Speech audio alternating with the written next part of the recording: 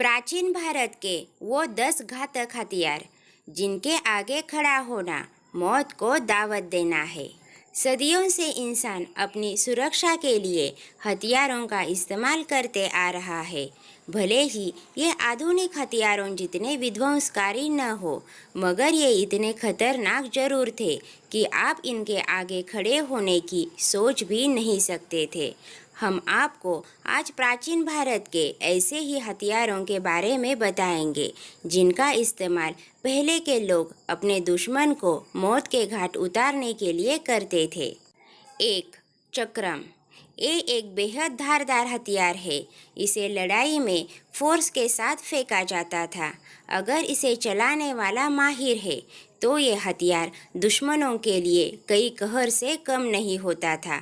चक्रम का इस्तेमाल करने वाले सैनिक हमेशा 2 चक्र अपने पास रखते थे। फेंकने के साथ ही इसका इस्तेमाल आमने सामने की लड़ाई में भी किया जाता था। 2, हलादी।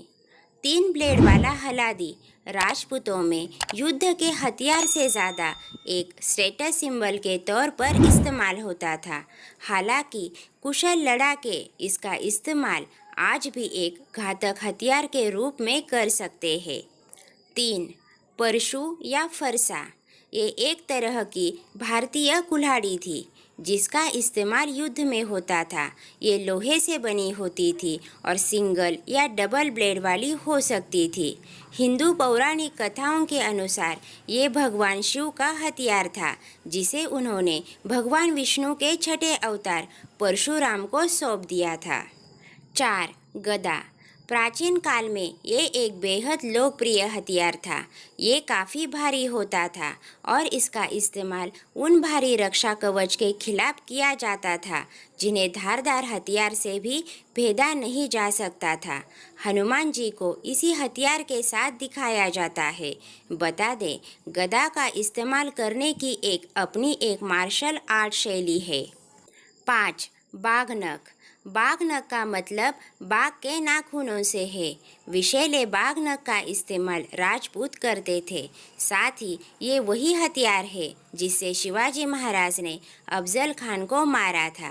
इस हथियार की खासियत ये थी कि इसे आसानी से छिपाया जा सकता था और ज़रूरत पड़ने पर अचानक से हमला कर सकते थे।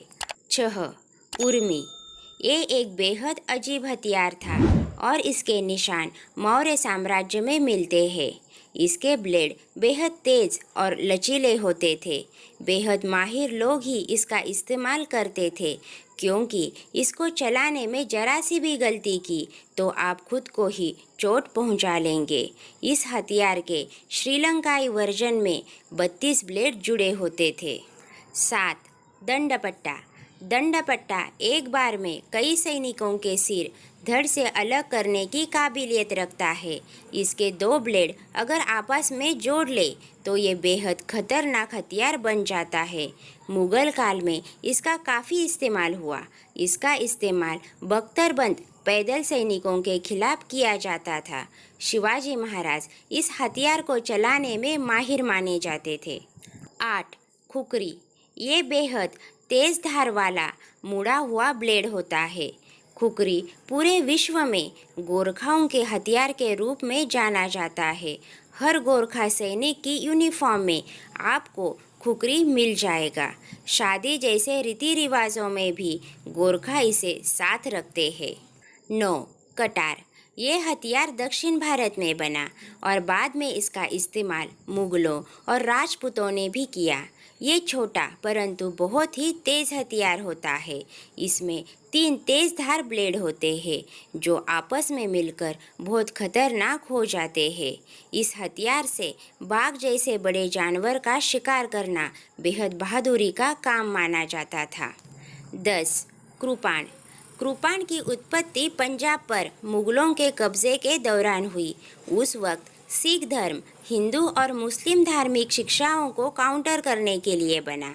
अकबर के शासनकाल तक सिखों और मुगलों के संबंध अच्छे थे, मगर जहांगीर के समय परेशानियां पैदा हुई, जिसके बाद अंतिम गुरु गोविंद सिंह ने सिखों को अपना बचाव करने के लिए कृपाण रखना अनिवार्य कर दिया था। दोस्तों, वीडियो में दी गई जानकारी पसंद आए तो लाइक ज़रूर कीजिए और हमारे चैनल को सब्सक्राइब कीजिए। धन्यवाद।